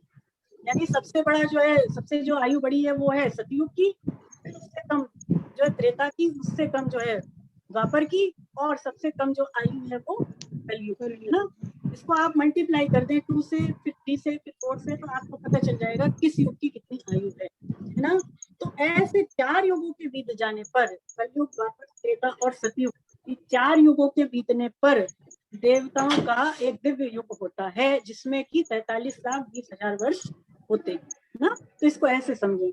तो इसका मतलब यह है समय बहुत ही कम है, कलयुग की आयु बहुत कम है, लेकिन ये जरूर है कि कलयुग में यदि थोड़ा सा भी कुछ कर लें तो उसका बहुत अधिक लाभ मिल जाता है। तो ये जान करके हमें इस समय को व्यर्थ नहीं गंवाना चाहिए। देखिए अगले श्लोक में, 18वें श्लोक में क्या कह रहे हैं भगवान कि ब्रह्मा जी के दिन के आरंभ में अव्यक्त से सारे शरीर पैदा होते हैं, और ब्रह्मा जी की रात्रि में अव्यक्त से सारे शरीर जो है वो लीन अव्यक्त में है ना। तो यहाँ पर इसको ऐसा ही समझें कि जब हम सोते हैं, देखिए तो क्या होता है, क्या हमें उस समय संसार याद रहता है? हम भूल जाते हैं। तो सोते समय संसार हमें याद नहीं रहता, हम भूल जाते हैं। और हम जगते हैं तो क्या होता है कि संसार फिर से हमें याद आ जाता है। तो ऐसे ही समझ लें कि जब ब्रह्मा जी का दिन होता है तब तो ये सृष्टि उत्पन्न हो जाती है, और जब ब्रह्मा जी की रात्रि आती है तब ये सृष्टि जो है लीन हो जाती है ना। तो ऐसे ही समझ लें कि जो दिन रात और ये जो जगना सोना है वो इस सृष्टि में सब कुछ परंपरा से चल रहा है ना, हिसाब से चल रहा है। फिर ये कहते हैं भगवान की पार्थ वही यह प्राणी समुदाय उत्पन्न होकर के प्रकृति के वश होता हुआ दिन और रात्रि के समय उत्पन्न होता है, ब्रह्मा जी के दिन के समय उत्पन्न होता है, और ब्रह्मा जी की रात्रि के समय वो लीन हो जाता है। देखिए ब्रह्मा जी के जो दिन और रात है वो सूर्य के हिसाब से नहीं होते। हमारे दिन रात तो कैसे होते हैं कि सूर्य के हिसाब से, सूर्योदय होता है तो दिन हो गया, सूर्यास्त हो गया तो रात हो गई, ऐसे ही तो है। ब्रह्मा जी के दिन और रात सूर्य के हिसाब से नहीं होते, वो प्रकृति के हिसाब से होते हैं। ब्रह्मा जी का दिन जब होता है देखिए तब तो ये प्रकृति उत्पन्न हो जाएगी, और जब ब्रह्मा जी की रात हुई तो ये प्रकृति लीन हो जाती है। स्वामी जी कहते हैं कि ब्रह्मा जी के दिन और रात के बीच में प्राणी निरंतर जन्मते मरते रहते हैं। लगातार जन्म हो रहा है, लगातार मरना हो रहा है, पर हमें पता नहीं चलता है ना। ये सब कुछ ब्रह्मा जी के दिन और रात के बीच में हो रहा है। इसका तात्पर्य ये निकला कि जो उत्पन्न हो रहा है और नष्ट हो रहा है वो तो संसार है, और जो सदैव एक रूप रहता है वो जीव का अपना स्वरूप है, यानी वो परमात्मा का अंश है ना, जो कभी नहीं मिटता, कभी नहीं बदलता, जो सदैव ज्यों का त्यों रहता है, वो हम स्वयं हैं, परमात्मा के अंश हैं। इसको ऐसा मान लें। देखिए आपकी पुस्तक में और भी डिटेल में दिया हुआ है कि परमाणु क्या होता है, नारायण क्या होता है, अयन क्या होता है। इसको पढ़ें आप, इसमें से छोटे छोटे प्रश्न बन सकते हैं ना, तो आप इसको जो है स्वयं के स्तर पर पढ़ें। बड़े अच्छे श्लोक हैं, मतलब इसकी व्याख्या है बड़ी अच्छी, तो इसको पढ़ें और फिर इसको जो है इसको दिमाग में भी रखें आप, है ना। चलिए आगे बढ़ते हैं। 20वां श्लोक पढ़ें उषा गुप्ता जी। 20वां और 21वां और 22वां तीनों ही पढ़े हैं। हरे कृष्णा।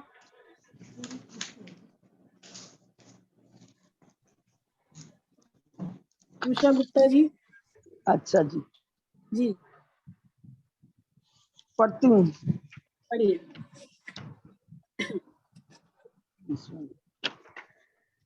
परंतु उस अव्यक्त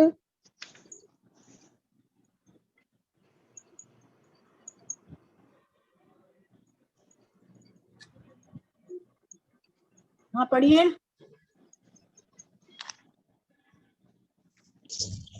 हम पढ़े ना, उषा जी आप पढ़ रहे हैं आवाज नहीं आ रही उनकी। अथवा और कोई साधक पढ़े? हम पढ़े हैं। हाँ, राधा देवी मैडम पढ़े। उषा जी म्यूट कर लें अगर आप नहीं कर पा रहे तो। हम पढ़े मैम। आप पढ़िए, ना आप पढ़िए, राधा देवी मैडम पढ़े। तीनों परम श्लोक साथ। व्यक्त ब्रह्म से सूक्ष्म शरीर से अन्य विलक्षण अनादि अत्यंत श्रेष्ठ भाव रूप से जो अव्यक्त ईश्वर है वह संपूर्ण प्राणियों के नष्ट होने पर भी नष्ट नहीं होता। उसी को अव्यक्त और अक्षर ऐसा कहा गया है तथा उसी को परम गति कहा गया है, और जिसको प्राप्त होने पर जीव फिर लौटकर संसार में नहीं आते, वह मेरा परम धाम है। हरे कृष्णा। 22वां नहीं रहने दें, अब पहले इसको समझें। देखिए यहाँ पर भगवान कह रहे हैं कि अव्यक्त ब्रह्मा जी का सूक्ष्म शरीर है ना, उससे सारे के सारे जो हैं प्राणी उत्पन्न होते हैं, और भगवान कह रहे हैं कि सारे प्राणियों के नष्ट होने पर वो जो है, जो अविनाशी तत्व है, वो नष्ट नहीं होता है ना। ब्रह्मा जी के सूक्ष्म शरीर से अन्य अनादि श्रेष्ठ भाव रूप जो अव्यक्त है वो प्राणियों के नष्ट होने पर भी नष्ट नहीं होता, ये भगवान कह रहे हैं 20वें श्लोक में। तो यहाँ पर भगवान अव्यक्त कह रहे हैं ना। तो अव्यक्त का क्या अर्थ है, यहाँ पर दिया हुआ है ब्रह्मा जी का सूक्ष्म शरीर है ना। यहाँ पर स्वामी जी समझाते हैं कि इसके दो रूप हैं, अव्यक्त के दो रूप हैं। एक तो मूल प्रकृति को भी अव्यक्त कहा है भगवान ने गीता में, और एक स्वयं को भी, परमात्मा जो स्वयं है उनको भी भगवान ने अव्यक्त ही कहा है। तो यहाँ पर ऐसा मान लें, ये जो अव्यक्त शब्द आया है वो परमात्मा का वाचक है ना। परमात्मा का वो जो निर्गुण परमात्मा है वो उसका वाचक है, इसका की कभी अभाव नहीं होता। स्वामी जी समझाते हैं कि जो भगवान की अपरा प्रकृति है ना, अपरा जो भगवान की शक्ति है वो परिवर्तनशील है, और अपरा प्रकृति में देखिए निरंतर परिवर्तन हो रहा है, और अपरा प्रकृति निरंतर विनाश की ओर जा रही है।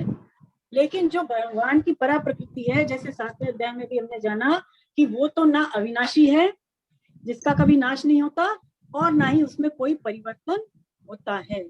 होता यह है कि जब अपरा प्रकृति भगवान की अपरा के साथ संबंध जोड़ लेती है, यानी जीव स्वयं अविनाशी होते हुए भी जब नाशवान सृष्टि के साथ संबंध जोड़ लेता है तो फिर वो जन्म मृत्यु के चक्र में पड़ जाता है। इस श्लोक का यही अर्थ निकलता है ना। यानी जीवात्मा वास्तव में मरती नहीं है, मरता तो उसका शरीर ही है, लेकिन जब वो शरीर संसार, जब वो आत्मा शरीर संसार के साथ संबंध जोड़ लेती है तो फिर उसका जो है आवागमन लगा रहता है, फिर उसको संसार में वापस आना पड़ता है, ये भगवान यहाँ पर कह रहे हैं। चलिए 21वां श्लोक अच्छा 21वां भी पढ़ लिया आपने। इसमें भगवान कह रहे हैं कि जो अव्यक्त अक्षर नाम से कहा गया है उसी अक्षर को परम गति कहते हैं। जिस सनातन अव्यक्त भाव को प्राप्त होकर के जीव नहीं आता वो मेरा परम धाम है। यानी भगवान का जो परम धाम है, देखिए वहां पर रहने की कोई बाउंडेशन नहीं है, कोई लिमिटेशन नहीं है कि हमको इतने समय तक ही रहना पड़ेगा या तब तक ही रहना पड़ेगा जब तक हमारे पुण्य है। ऐसी कोई वहां पर समय की अवधि, काल की अवधि वहां है नहीं, है ना। तो वहां पर चाहे जब तक हम रह सकते हैं। एक बार भगवत प्राप्ति हो गई, भगवान के धाम में चले गए, तो फिर सदैव के लिए हमें जो है आनंद का अनुभव हो गया। फिर जो है हम संसार में आए ऐसा नहीं होने वाला है ना। तो इसका यही अर्थ है, कोई खास इसमें जो है समझने जैसा नहीं है। भगवान ने उन्हीं बातों को दोबारा पुनः रिपीट किया। चलिए आप जो है 22वां श्लोक पढ़े। हाँ। हरे कृष्णा। हरे कृष्णा। नंदन संपूर्ण प्राणी जिसके अंतर्गत है और जिससे संपूर्ण संसार व्याप्त है वह परम पुरुष परमात्मा तो अनन्य भक्ति से प्राप्त होने योग्य है। हरे कृष्णा। हरे कृष्णा। हरे कृष्णा। तो देखिए भगवान बता रहे हैं कि उनको कौन प्राप्त कर सकता है ना, भगवान को कैसे प्राप्त किया जा सकता है, कौन प्राप्त कर सकता है। देखिए स्वामी भगवान यहाँ पर क्या कहना चाह रहे हैं कि केवल उन्हीं की सत्ता है। श्री कृष्ण के कहने का भाव यह है कि सत्ता केवल उनकी है, संसार में दूसरे किसी की सत्ता जरा भी नहीं है। जैसे हमने पहले भी देखा गीता में कि ये सारा का सारा संसार भगवान श्री कृष्ण से उत्पन्न होता है, कृष्ण में ही स्थित रहता है और अंततः कृष्ण में ही लीन हो जाता है। तो उनके भगवान होने से स्वामी जी कहते हैं कि हम सारे उनमें ही हैं, और वही हमारे अंदर अंतर्यामी रूप से वो स्थित है ना। भगवान सबके हृदय में है परमात्मा रूप से, ऐसा उन्होंने गीता में कहा हुआ है। सोने के गहने जैसे स्वामी जी दृष्टांत देते हैं कि सोने के गहने जब नहीं होते तब भी उनमें सोना ही होता है, और सोने के गहने जब नष्ट हो जाते हैं तब भी उनमें क्या रह जाता है, सोना ही रह जाता है।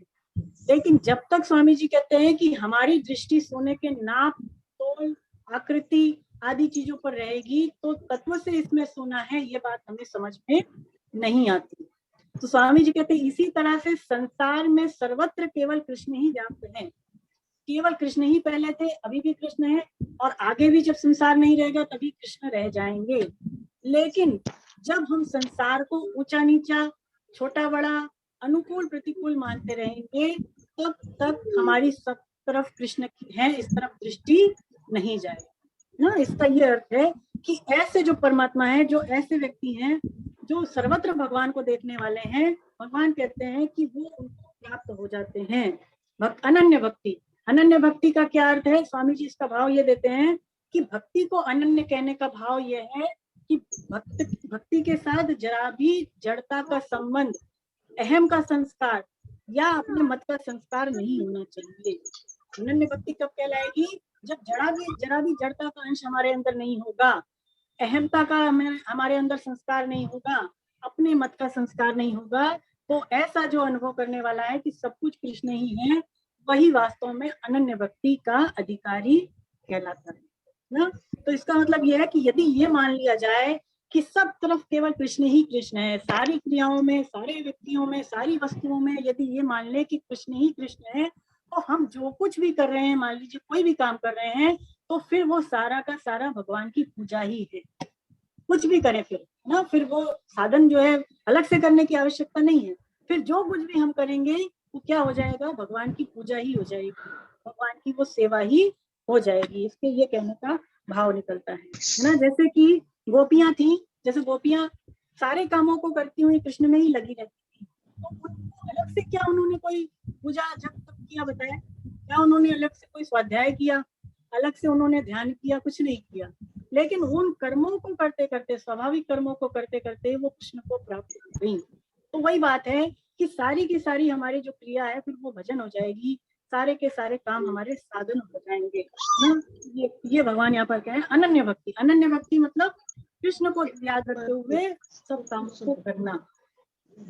चलिए आगे देखिए, अब जो 23 से लेकर के 27 तक जो श्लोक आएंगे, इसमें भगवान ने शुक्ल और कृष्ण मार्ग के बारे में बताया है। शुक्ल मार्ग और कृष्ण मार्ग जो है उसका विषय चलता है, तो पढ़ें आप। हम पढ़े राधा देवी जी अब आप रुक जाएं। और हम पढ़े? कौन? अच्छा मंजू शंकर, मंजू जी बोल रही हैं। मंजू जी पढ़ें, आप पढ़ें 23, 24। हरे कृष्णा मैम। हाँ, हरे कृष्ण। यत्र काले तुनावृतिम आदितिम चैर्योगिनः जातायान्ति तम कालम वक्ष्यामि वर्षाशुभ।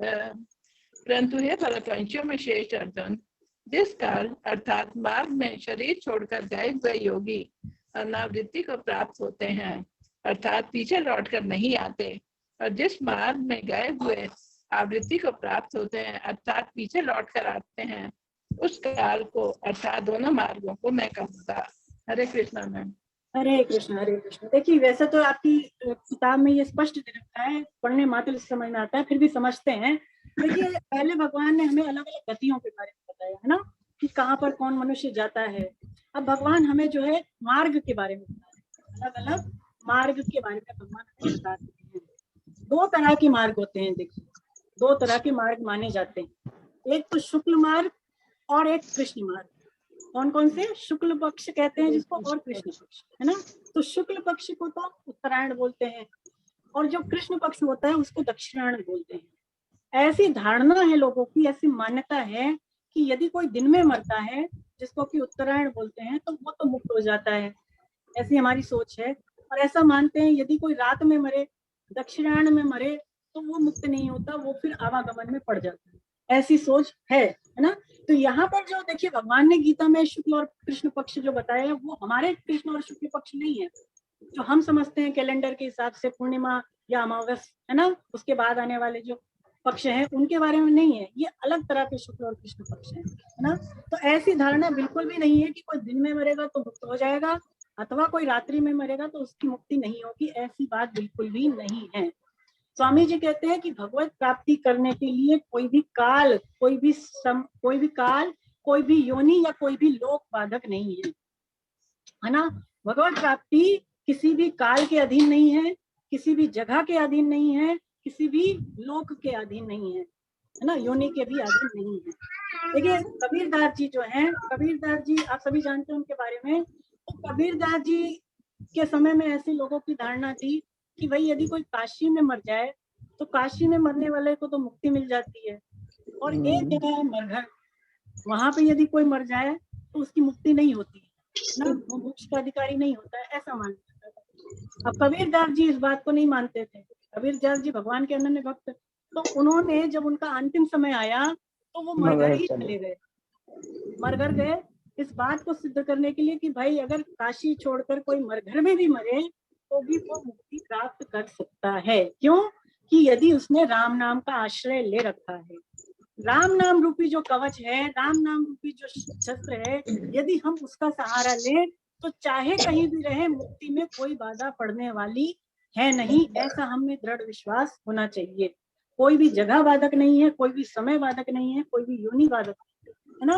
तो इसका मतलब यह है कि केवल भगवान का आश्रय, भगवान नाम और भगवान की कृपा हमारे ऊपर हो तो हम सभी जगह पर सभी समय में मुक्त हो सकते हैं। 3 तरह की गतियां मानी गई है, एक होती ऊर्ध्व गति, ऊंची गति, एक होती है मध्य गति और एक होती है अधोगति, है ना। तो ऊर्ध्व गति का क्या मतलब है? ऊर्ध्व गति का मतलब है ऊंचे लोकों में जाना।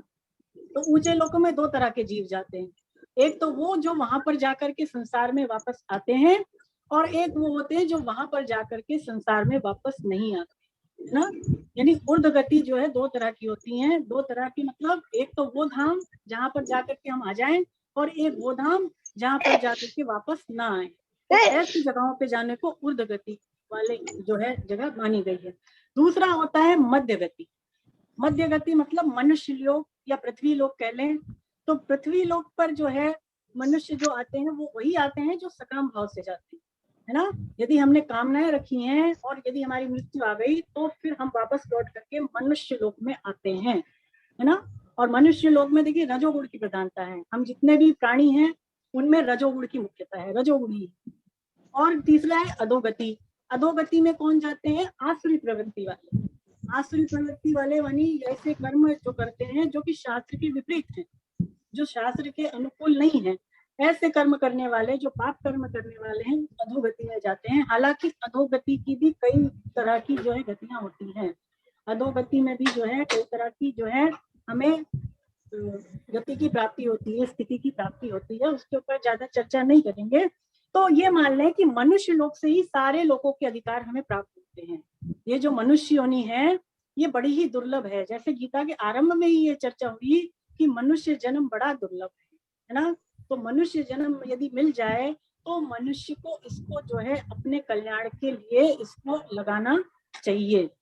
यदि मनुष्य जन्म से हम चाहें तो भगवान के धाम को प्राप्त कर सकते हैं, और यदि हम चाहें तो वापस मनुष्य लोक में आ सकते हैं, और यदि हम चाहें तो ऊंचे ऊंचे लोकों में जो ब्रह्मलोक तक के लोग हैं वहां पर भी हम जा सकते हैं।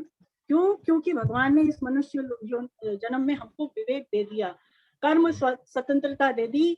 तो अब ये हमारे ऊपर है कि हम इसका सदुपयोग करते हैं या हम इसका दुरुपयोग करते हैं। सदुपयोग करेंगे तो क्या होगा कि सदगति हो जाएगी, और दुरुपयोग करेंगे तो दुर्गति हो जाएगी, है ना।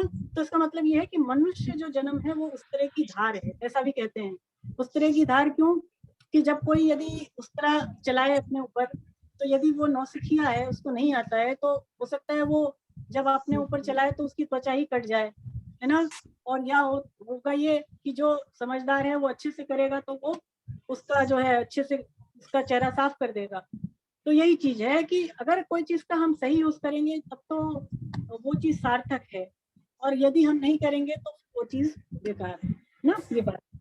तो अब देखिए आगे भगवान और क्या क्या बता रहे हैं इन चीजों के बारे में, इसको हम पढ़ते हैं। 4-5 श्लोक रह गए, इनको भी कर लेते हैं। पढ़ें। हरे कृष्णा मैम। हाँ, अग्नि ज्योति रह शुक्र षण्मासा उत्तरायणम तत्र प्रयाता गच्छन्ति ब्रह्मविदो जना जिस मार्ग में प्रकाश स्वरूप अग्नि का अधिपति देवता दिन और अधिपति देवता और दिन का अधिपति देवता शुक्ल पक्ष का अधिपति देवता और 6 महीनों वाले उत्तरायण का अधिपति देवता है, उस मार्ग से शरीर छोड़कर गए हुए ब्रह्मवेत्ता पुरुष पहले ब्रह्मलोक को प्राप्त होकर पीछे ब्रह्मा के साथ ब्रह्म को ही प्राप्त हो जाते हैं। हरे कृष्णा मैम। हरे कृष्ण हरे कृष्ण। तो देखिए यहाँ पर भगवान अब अलग अलग योगियों के बारे में बता रहे हैं। तो ऐसे योगी होते हैं जिनके अंदर सूक्ष्म कामना रहती है, अंत समय में सूक्ष्म कामना रहती है, वासना रहती है। तो जब वो शरीर छोड़ते हैं तो फिर वो ब्रह्मलोक तक जाते हैं, है ना। ऐसा जो साधक है जो कि मान लीजिए अंत समय में विचलित हो गया या उसके अंदर कोई कामना बाकी रहेगी, है ना, तो ऐसा जो व्यक्ति है जो फिर ब्रह्मा जी के लोक में जाता है, वहां पर जाकर के ब्रह्मा जी के वो असीम भोगों को भोगता है, ब्रह्मलोक के असीम भोगों को वो भोगता है ना। और फिर वहां पर ब्रह्मा जी के साथ वो मुक्त हो जाता है। जब ब्रह्मा जी की आयु समाप्त होती है तो ब्रह्मा जी के साथ उसकी मुक्ति हो जाती है, जिसको कि क्रम मुक्ति कहते हैं, जिसकी बात पहले भी हुई कि वो क्रम मुक्ति होती है। तो वहां पर वो जो है मुक्त हो जाता है। अच्छा, दूसरा जो भगवान 25वें श्लोक में जो बता रहे हैं जिन योगियों के बारे में, ये उस तरह के होते हैं जिनके अंदर सकाम भाव ही रहता है, यानी कामना ही रहती है इनके अंदर। जो भी कर्म करते हैं वो केवल कामनाओं की पूर्ति के लिए। तो ऐसे जो योगी होते हैं जो कामना रखते हैं और अच्छे अच्छे कर्म,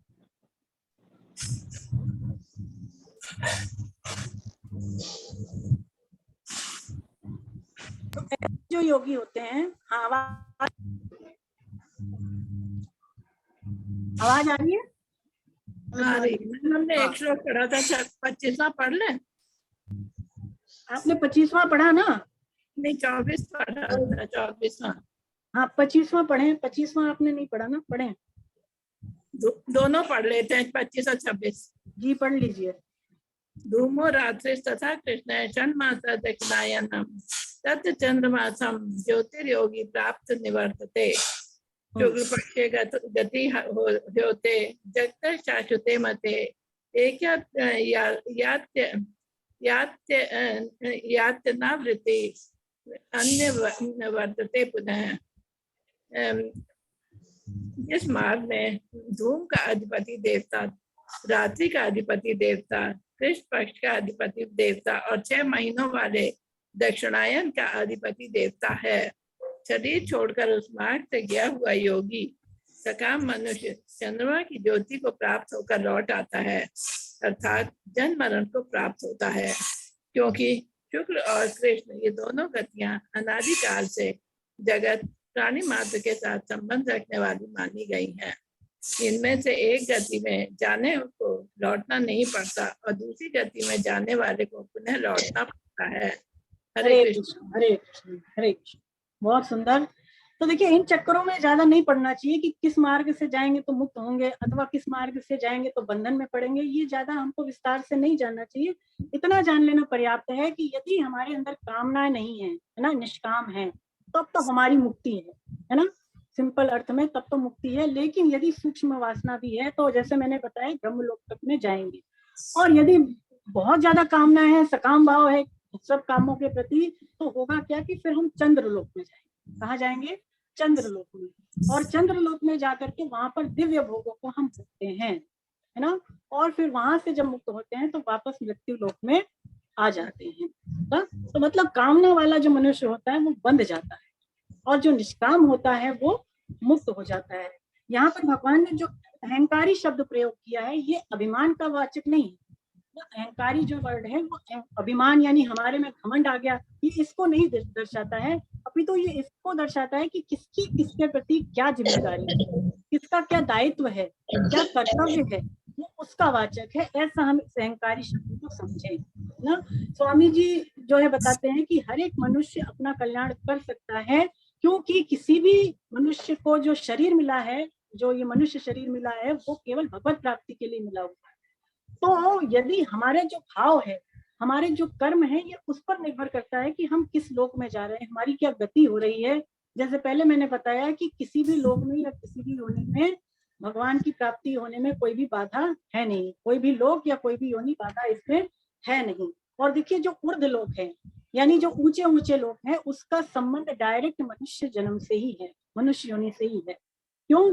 क्योंकि जब मनुष्य कर्म करता है तो वो यदि कर्म अच्छे करेगा तो अच्छे कर्म करने से उसको ऊर्ध्व गति की प्राप्ति ही होगी, क्योंकि केवल मनुष्य योनि में ऐसा संभव है कि हम ऊंचे ऊंचे लोगों में चले जाएं।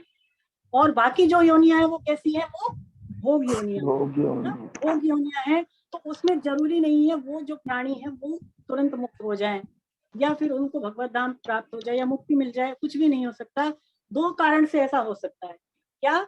या तो एक भगवान की उनके ऊपर कृपा हो जाए, तब वो एकदम डायरेक्ट भगवान के धाम में चले जाएंगे या मुक्त हो जाएंगे, या फिर उनका अपना जो है विवेक जागृत हो जाए, या मतलब ऐसा कहते हैं कि यदि किसी भी जीव का विवेक जागृत हो जाए तब वो भगवत प्राप्ति कर सकता है। नहीं तो उसका जो क्रम है 84 लाख जो भी जितनी भी योनियां है उसको भोगने के बाद ही वो मनुष्य योनि में आएगा, और फिर जब वो अच्छे अच्छे कर्म करेगा तब जाकर के वो भगवत धाम जाएगा, या फिर वो जो है मोक्ष का अधिकारी माना जाएगा ना। केवल मनुष्य योनि ऐसी योनि है कि इसमें हम डायरेक्ट एक ही जन्म में अपना कल्याण कर सकते हैं। बाकी जितनी योनियां भोग योनियां हैं तो उसमें क्रम वाइज या तो आप चलें, ये बने फिर वो बने फिर वो बने और तब जाके आप मुक्त हो, या आपके भगवान की कृपा हो जाए आपके ऊपर तब आप डायरेक्ट हो सकते हैं। जैसे कि गीद, जैसे कि ग्राह था ना, ग्राह से भगवान ने जो गज को बचाया तो भगवान की कृपा ही हो गई उसको कि वो उस योनि में आके भी बच गया। और इसी तरह से जो जटायु थे, तो ऐसे जिनके ऊपर भगवान की कृपा हो जाती है ऐसे जो जीव है वो तो डायरेक्ट ही एक ही जन्म में उसी योनि में मुक्त हो जाते हैं। अन्यथा मनुष्य योनि में ही मुक्ति संभव है, मनुष्य जन्म में ही हम भगवत प्राप्ति कर सकते हैं। चलिए अब आगे का एक दो श्लोक है उसको भी पढ़ें। हरे कृष्णा मैम। एक सेकंड मैं देख लेती हूँ किसी ने हैंड रेज तो नहीं किया। एनके गुप्ता जी ने किया है। सर आप जो है लास्ट वाला पढ़ लें, 28वां 27वां पढ़े मैडम। नैते स्थिति पार्थ जनन योगी मुह्यति कंचन तस्मात् सर्वेषु कालेषु योग युक्तो भवार्जुन। हे प्रतानंदन, इन दोनों मार्गों को जानने वाला कोई भी योगी मोहित नहीं होता। अतः हे अर्जुन, तू सब समय योग युक्त समता में स्थित हो जा। हरे कृष्णा में। हरे कृष्ण हरे कृष्ण। तो यहाँ पर भगवान कह रहे हैं कि दो मार्गों को जानने वाला मनुष्य मोहित नहीं होता। वह योग अर्जुन से कहते हैं कि हे योग अर्जुन तू समता में स्थित हो जा, है ना। तो दो मार्ग कौन कौन से? एक तो शुक्ल मार्ग और एक कृष्ण मार्ग। तो ऐसा नहीं है कि शुक्ल मार्ग वाला मुक्त हो जाएगा और कृष्ण मार्ग वाला नहीं होगा, ऐसी बात बिल्कुल नहीं। मोहित होना भगवान कह रहे हैं। तो मोहित होने का मतलब ये है कि ऐसा व्यक्ति जो निष्काम हो गया वो तो मोहित नहीं है, यानी जिसके अंदर निष्कामता आ गई वो तो मोहित अवस्था में नहीं है, परंतु जिसके अंदर सकाम भाव है, कामनाएं हैं, ऐसा व्यक्ति मोहित हो जाता है। निष्काम का होना मतलब हमारे जीवन में प्रकाश का होना, और सकाम भाव होना मतलब हमारे जीवन में अंधकार का होना। तो ऐसे व्यक्ति जिनके अंदर कामनाएं हैं वही मोहित अवस्था में हैं, और स्वामी जी कहते हैं वही जन्म मृत्यु को प्राप्त होते हैं। परंतु जो निष्काम हो गए हैं, जिनकी कामनाएं समाप्त हो गई हैं, फिर वो मोहित नहीं होते, अर्थात वो मुक्त हो जाते हैं, वो जन्म मृत्यु से फिर वो रहित हो जाते हैं। देखिए एक बार आपका उद्देश्य बन गया भगवान की प्राप्ति का दृढ़ उद्देश्य कि इसी जन्म में कृष्ण प्राप्ति करनी है या इसी जन्म में मुझे भगवत प्राप्ति करनी है, तो फिर क्या होगा कि उद्देश्य की दृढ़ता होने से कार्य भी उसी डायरेक्शन में होंगे। उद्देश्य यदि दृढ़ है तो यदि कोई भी जीवन में परिस्थिति आए, कोई भी व्यक्ति से आप मिले किसी भी समय, या कोई भी ऐसी जगह या कुछ भी है, तो आप भगवत प्राप्ति से विचलित नहीं होंगे अगर उद्देश्य दृढ़ है तो, है ना। तो उद्देश्य दृढ़ होने को ही यहाँ पर कहा है कि योग में स्थित हो जाना। योग में स्थित हो जाना मतलब कि समता में स्थित हो जाना। और समता कब आएगी हमारे अंदर? जब हमारा उद्देश्य दृढ़ हो जाएगा, जब भगवत प्राप्ति का लक्ष्य दृढ़ हो जाएगा तो समता स्वतः ही आने लग जाएगी, है ना। इसीलिए भगवान की प्राप्ति के लिए हमने शुरू में ही ये सोचा था, हमने ये चर्चा की थी कि हमें जो है 8 बार या 6 बार इस बात को लिखना है ना, अपनी कॉपी में लिखना है कि मुझे भगवत प्राप्ति करनी है। तो अर्जुन को भगवान अब दोनों मार्गों के बारे में बता करके ये कहते हैं मूल बात कि ए अर्जुन तू समता में स्थित हो जा। और समता के लिए जैसे मैंने बताया कि एक तो उद्देश्य की दृढ़ता होनी चाहिए और दूसरा इसमें निष्कामता होनी चाहिए। जब तक निष्कामता नहीं होगी, कामनाएं नहीं होंगी, तो फिर हम जो है इस संसार से नहीं छूट पाएंगे। और जैसे एक जो चक्की होती है, चक्की जो है उसमें जितने भी आप दाने डालें वो पिस जाते हैं, पिसते ही हैं, लेकिन वो दाने जो किनारे पर लग जाते हैं वो उससे पार हो जाते हैं, वो नहीं पिसते, है ना। तो उसी तरह से यदि उद्देश्य दृढ़ हो गया तो निष्काम भाव भी आ जाएगा, और एक बार निष्काम भाव आ गया तो समता स्वतः ही आने लग जाएगी, और फिर हमारा ये जो भवचक्र है इससे हम छूट जाएंगे। हमें चाहिए कि हम जो है अपने अंदर निष्कामता लाएं, एक तो ये है। और दूसरा वैराग्य, जैसे कि आपकी पुस्तक में है, तो वैराग्य देखिए, वैराग्य यदि आपके जीवन में आ जाए तो फिर चाहिए कि हमें अपने विवेक को महत्व दें, है ना।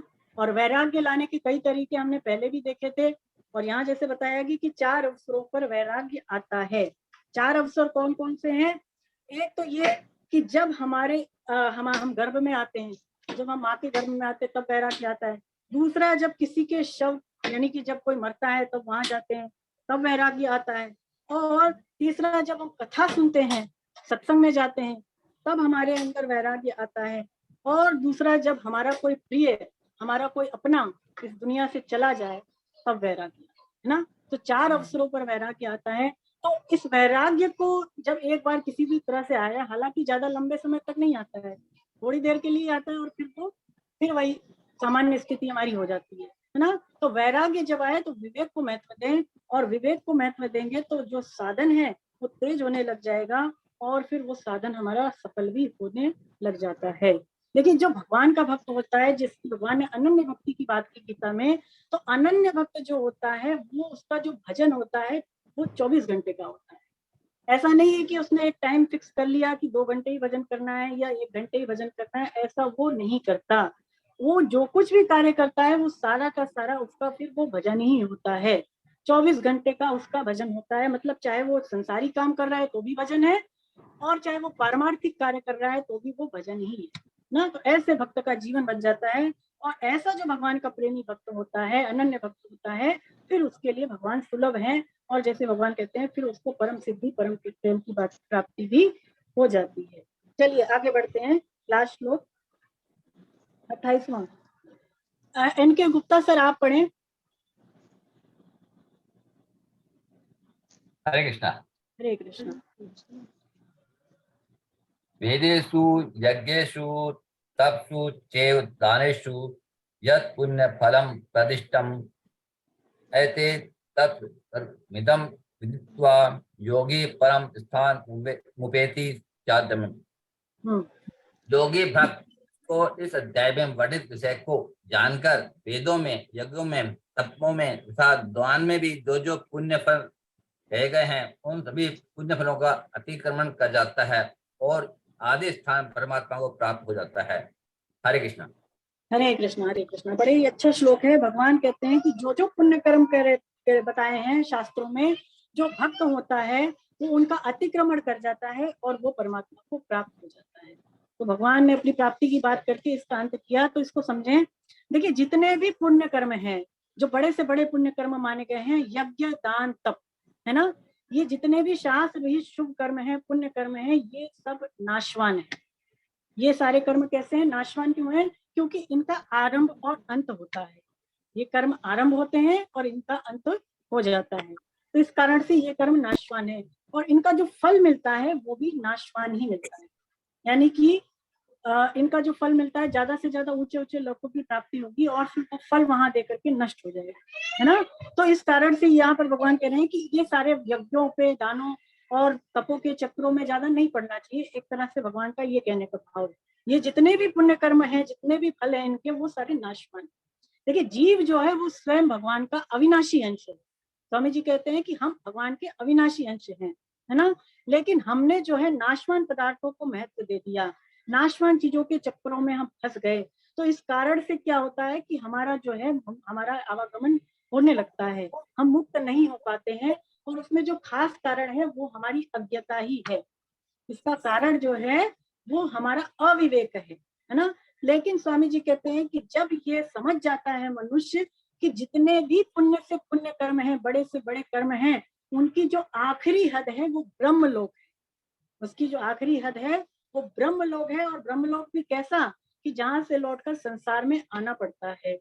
लेकिन जो भगवान का धाम है वो हमारा धाम है जहाँ से लौट करके वो वापस नहीं आता। जब मनुष्य ये समझ लेता है और साथ ही साथ ये जान लेता है कि जितने भी सारे भौतिक पदार्थ हैं, जितने भी कर्म हैं, उनका जो फल है वो नाशवान है और वो स्वयं अविनाशी है, जब इस बात को वो जान जाता है तो फिर ऐसा जो मनुष्य है वो पुण्य कर्मों के चक्करों में नहीं पड़ करके, नाशवान पदार्थों के चक्करों में नहीं पड़ते और केवल कृष्ण के ही आश्रित हो जाता है ना। अतिक्रमण कर लेना मतलब कि इन सारे कर्मों को करने की बजाय एक केवल भगवान से संबंध जोड़ लें, केवल भगवान से अपनापन कर लें, तो फिर भगवान की प्राप्ति में कोई भी जो है डाउट नहीं रह जाएगा। देखिए स्वामी जी कहते हैं कि हम जीव स्वयं ही भगवान से विमुक्त हुए हैं, है ना। हम, भगवान ने हमें अपने से दूर नहीं किया, हम स्वयं भगवान से दूर हो गए, स्वयं भगवान से विमुक्त हो गए। तो ये हमारे ऊपर है कि हम चाहें तो भगवान के सम्मुख हो सकते हैं। और स्वामी जी कहते हैं इसके लिए हम पात्र हैं, इसके लिए हम समर्थ हैं, योग्य हैं, क्योंकि ये मनुष्य जन्म हमें भगवान ने इसीलिए दिया है। लेकिन मनुष्य क्या करता है कि वो भोगों में फंस करके और अपना महान अनर्थ कर लेता है और वो चाहे तो उसे अपना जो जीवन है सार्थक बनाने का उसको प्रयत्न करना चाहिए। यानी जब तक आपका जीवन है तब तक आप इसको जो है सार्थक बनाने का प्रयास करें, भगवत प्राप्ति के लिए आप साधन करते रहें। ये स्वामी जी के कहने का इसका भाव है। देखिए इसमें एक कथा भी आती है सुखदेव जी महाराज की, कि सुखदेव जी को जो है, जो कि व्यास जी के पुत्र थे, वैराग्य हो गया और वो जंगल में जाने लग गए। तो उनके जो पिता व्यास जी थे उन्होंने उनको रोका, बोला बेटा बेटा तुम कहाँ जा रहे हो, इतनी छोटी आयु में हमें छोड़ करके क्यों जा रहे हो। तो उन्होंने ये कहा कि बेटा अभी तो तुम्हारा जात कर्म संस्कार भी नहीं हुआ, तो तुम ऐसे कैसे जा सकते हो। तो सुखदेव जी ने कहा, बड़ी अच्छी बात कही, कि पिताजी जिनके संस्कार हो गए हैं तो क्या वो सारे के सारे मुक्त हो गए, बताएं, क्या हम सबकी मुक्ति हो गई। ऐसा नहीं है कि जात कर्म संस्कार होने से ही हमारी मुक्ति हो जाती है। दूसरी बात उनके पिताजी ने कही कि तुम जो हो ब्राह्मण हो, द्विज बालक हो, तो भी तुम्हें जो है अभी नहीं जाना चाहिए, तुम्हें अभी यहीं पर रहना चाहिए। तो सुखदेव जी ने कहा कि पिताजी क्या ब्राह्मण होने से ही मुक्ति हो जाती है, ये बताएं आप, कि कोई यदि ब्राह्मण कुल में पैदा हुआ है तो क्या वही मुक्त होगा। ऐसा होता तो फिर जितने भी नपुंसक हैं, भगवान ने हर तरह के प्राणी बनाए हैं, तो फिर वो भी तो वो तो मुक्त हो ही नहीं सकते थे फिर। तो ऐसी बात बिल्कुल भी नहीं है कि ब्राह्मण होना है तो वेद पाठ करना पड़ेगा तभी मुक्ति होगी, ऐसा भी नहीं है। सुखदेव जी आगे कहते हैं कि देखिए अगर गृहस्थाश्रम में रह करके मुक्ति होती, गृहस्थाश्रम में रहने वालों की, तो जितने भी गृहस्थाश्रम में रहने वाले लोग हैं सबके सब मुक्ति ही हो जाते। इसका मतलब क्या है कि किसी भी आश्रम में भगवत प्राप्ति करने में कोई भी बाधा है नहीं, है ना। ऐसा भी नहीं है कि जो वानप्रस्थ में चला गया वही मुक्त हो जाएगा। वानप्रस्थ आप समझते हैं ना, तो वानप्रस्थ में जाने वाले ही मुक्त हो जाते हैं, ऐसी बात भी बिल्कुल नहीं है। क्योंकि अगर ऐसा होता तो जितने भी जीव हैं जो अन्य योनियों में हैं वो सब वानप्रस्थी तो हैं, तो वानप्रस्थी धारण किए हुए हैं, पशु पक्षी है ना आदि जो है, तो वो सारे क्या मुक्त हो जाते, बताएं, वो मुक्त नहीं हो पाते। तो इसका मतलब कोई भी आश्रम भगवत प्राप्ति में बाधा नहीं है। बाधा क्या है कि हमारी इच्छा है या नहीं है। बाधा केवल हम स्वयं लगाते हैं जब हम अपने आप को भगवान से अलग मान लेते। गीता में बार बार ये आया है कि भगवत प्राप्ति में स्वयं की इच्छा होना मुख्य है। स्वयं के कल्याण की इच्छा नहीं होगी तो कोई भी हमारा कल्याण नहीं कर सकेगा। ना संत करेंगे, ना शास्त्र करेंगे, ना वेद करेंगे, है ना, कोई भी नहीं करेगा जब तक हमारी स्वयं की इच्छा। हमें खुद पर कृपा करनी पड़ेगी, तब जाकर के अन्य लोग हमारे ऊपर अपनी कृपा करेंगे ना। जैसे आपके सामने भोजन की थाली तो कोई रख सकता है, लेकिन भूख तो आपकी होगी तभी तो आप भोजन करेंगे। कोई आपकी भूख तो नहीं लगा सकता ना।